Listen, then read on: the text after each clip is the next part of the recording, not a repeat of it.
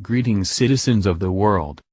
The administration of former President Barack Obama is known for participating in plenty of shady behavior. An investigation is blossoming and the results are revealing a smoking gun. Judicial Watch released new documents that relate to both the Department of Justice, DOJ, the Internal Revenue Service, IRS, and the Obama administration.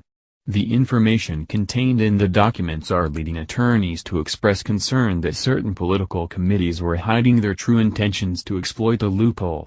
This loophole would make it so that the companies are not subject to fake law.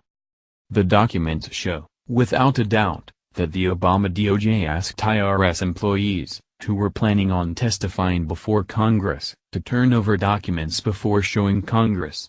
In other words, it sounds like Obama's DOJ wanted to make sure the IRS wasn't going to shoot them in the foot. There is no other logical reason they could want to see this particular information first. But this is where the smoking gun can be found.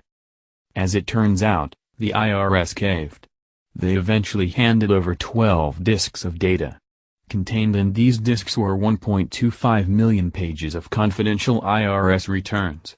That's right, million with an M.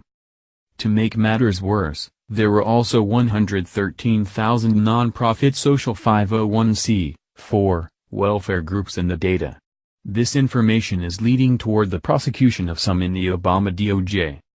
After 2 lawsuits, Judicial Watch was finally able to get their hands on the information involving this case. The lawsuits are titled Judicial Watch v. Internal Revenue Service and Judicial Watch v. Department of Justice. New information is being dug up every day and it is painting a behind-the-scenes picture of these 2 federal agencies that has many Americans scratching their heads. For example, there are new IRS documents that include a DOJ recap memo from 2010. The memo was sent out by the IRS exempt organization's tax law specialist, Sarah Buller. The letter was directed to top IRS officials and it spoke of a meeting with reps from the DOJ's Criminal Division's Public Integrity Section and just one person from the FBI.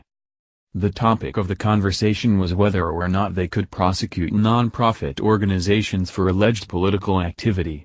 In other words, again, everyone is trying to keep their bases covered.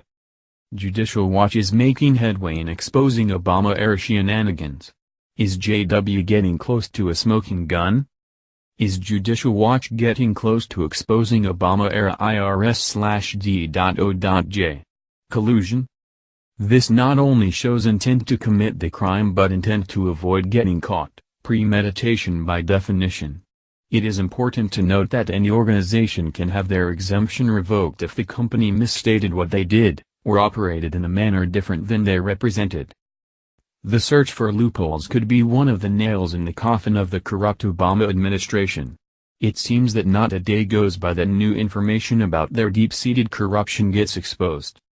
Judicial Watch is known for fighting the Obama administration.